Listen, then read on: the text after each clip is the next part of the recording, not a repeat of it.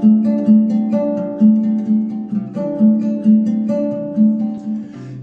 caçador de mim. Olá, seja muito bem-vindo ao meu canal, a Psi Desinformada. Desinformada no sentido de te ajudar a pensar fora da caixinha, fora da forma mesmo. Meu nome é Janaína Vieira, eu sou psicóloga há mais de 25 anos. E esse é um canal para você, para a gente trocar, se aprofundar no autodesenvolvimento, entender um pouquinho melhor sobre a psicoterapia e o que na vida prática ela pode te ajudar. Se esse conteúdo faz sentido para você, deixe o seu like, curta, compartilhe, comente, isso ajuda muito o canal a crescer.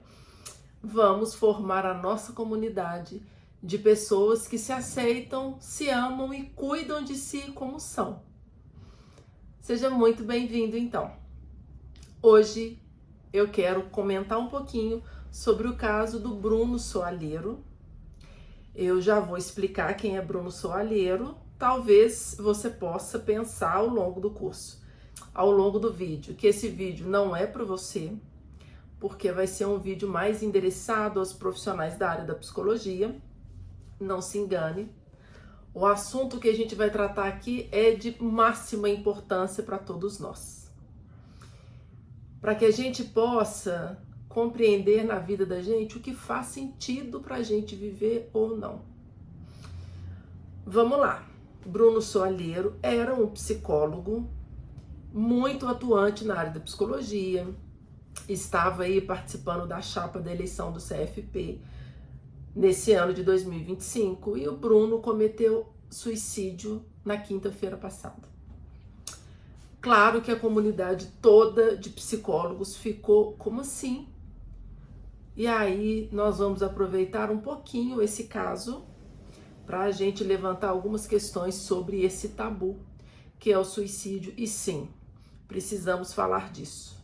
Falar sobre isso não significa de forma alguma fomentar quem pensa ou quem está na mesma situação. Não, gente. Falar disso é a gente quebrar esse tabu. Porque o suicídio, na verdade, fala da dor mais profunda do ser humano que a gente pode imaginar. Nesse contexto todo do Bruno, e eu não vou entrar no meandro dos detalhes do caso do Bruno, porque isso é mais folclórico do que prático e do que nos auxilia na nossa caminhada. Mas eu quero levantar aqui algumas questões sobre o nosso papel enquanto psicólogo no mundo e na sociedade que nós vivemos. Que é um pouco, gente, engessado, que é um pouco, eu fiz psicologia para salvar as pessoas. Eu fiz psicologia para fazer a diferença no mundo. Eu fiz a psicologia para ajudar a minha família, para ajudar minha mãe, para ajudar meu pai. Eu fiz psicologia para... Tirando esse romantismo, e sim, todos nós, quando ingressamos na faculdade de psicologia, nós temos sentimentos muito nobres, diga-se de passagem, não é? Estamos aí imbuídos de valores altíssimos. Queremos de fato modificar o mundo. Acreditamos de fato que é possível modificar o mundo. E eu, gente, continuo acreditando nisso até hoje, né? Só que de uma forma mais madura, mais atuante, mais pé no chão, eu diria, né? Porque a gente vai entendendo ao longo da carreira da gente que sim, a gente está disponível, a gente está disposto, mas a gente pode fazer 50% do caminho. Os outros 50% é uma escolha do sujeito. E é muito importante que a gente aprenda e desenvolva a amar o sujeito, mesmo ele não fazendo 50% dele. É muito importante que a gente entenda, respeite, mas também respeite a gente. Mas também fale, tá bom, se você não quer ir, eu respeito, mas eu sigo o meu caminho.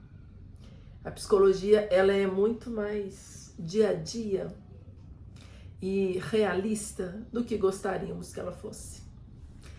É muito pesado quando a gente não tem um olhar de qualidade de vida, caminhar na psicologia. Há um tempo atrás eu fiz um processo de cura interior e eu disse durante o processo: eu não suporto lidar com as dores. São muitas dores. E são muitas dores. São dores das mais variadas espécies, dos mais variados transtornos. E se a gente entra na classificação do que é dor profunda e do que é dor rasa, é um dos maiores equívocos que a gente pode cometer. Porque esse livrinho aqui atrás, Um Curso em Milagres, foi o que de fato me resgatou de vários equívocos. E o primeiro deles é: não há pequeno e grande transtorno, tudo é transtorno. Quando a gente começa a lidar, quando a gente começa a entender que a gente tem uma única função, que a gente tem um único propósito, a gente começa a erguer a coluna, vamos assim dizer. Para nós, psicoterapeutas, que lidamos com as mais variadas dores humanas diariamente, nós precisamos urgentemente acender a nossa consciência sobre a nossa própria qualidade de vida. Quando eu me tornei mentora de psicólogos, esse era o meu olhar. Eu não quis fazer um curso de aprimoramento de psicólogo comum.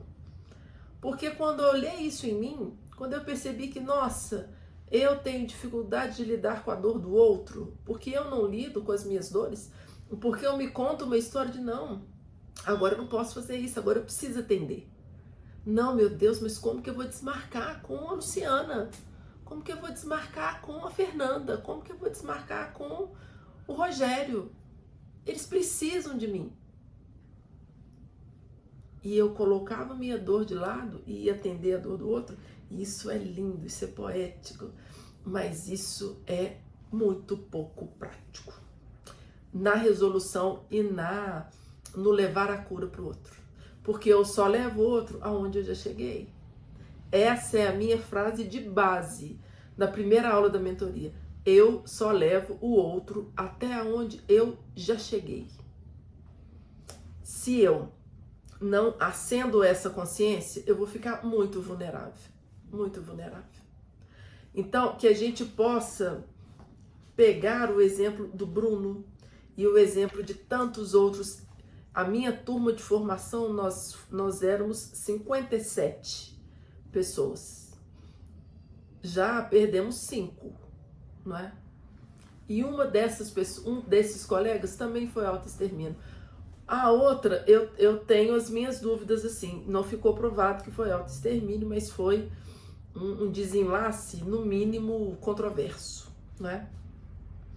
Mas o filho de uma grande amiga, adolescente, há 3 anos atrás, também cometeu suicídio. E em momentos assim, a nossa consciência acende para que a gente possa se perguntar o que de fato eu estou fazendo com a minha qualidade de vida enquanto profissional da área da psicologia que sou. No retiro do mês passado, da semana passada, eu usei a metáfora de Osíris. Osíris, um deus egípcio que ficava no portão do paraíso, e quando você morria, você chegava lá, ele pegava o seu coração, colocava num vaso de barro, e do outro lado da balança tinha a pluma de um avestruz. E o seu coração não podia pesar mais do que a pluma de um avestruz. E Osíris fazia a pergunta fatídica: você amou? Quer dizer, você se amou nessa caminhada terrena agora? E aí no retiro eu trazia a pergunta para todos nós: o que pesa no seu coração? No seu coração pesa mágoa, pesa rancor, pesa decepção, pesa frustração, pesa expectativas? Ou o seu coração está carregado de perdão, de entendimento, de autocuidado? Aí assim, não é mágica essa transformação, não é, minha gente? mas é diária, é cotidiana. Quando eu escolho fazer psicoeducação comigo. E o que é psicoeducação? Vão lembrar? Sua qualidade de sono, sua alimentação, seu controle de estresse, sua ingesta de água, seu autocuidado diário. Isso é psicoeducação. É você compreender os seus limites. É você entender que não dormir bem uma noite fala muito sobre o seu estresse diário. Então, eu não preciso ir lá no médico para ele me dar um remedinho para dormir. Eu preciso olhar para a minha vida e falar, opa, onde eu estou me sobrecarregando demais? São esses pequenos movimentos que nos garantem uma vida, no mínimo, menos pesada. Compartilhe esse vídeo com quem precisa ouvir sobre cuidar melhor de si e sobre garantir uma boa saúde mental para continuar nessa caminhada. Curta, me conte aqui embaixo como você anda cuidando de você. E eu deixo essa pergunta para a gente fechar esse bate-papo. O que você anda carregando no seu coração? Até breve, até o próximo vídeo. Tchau, tchau.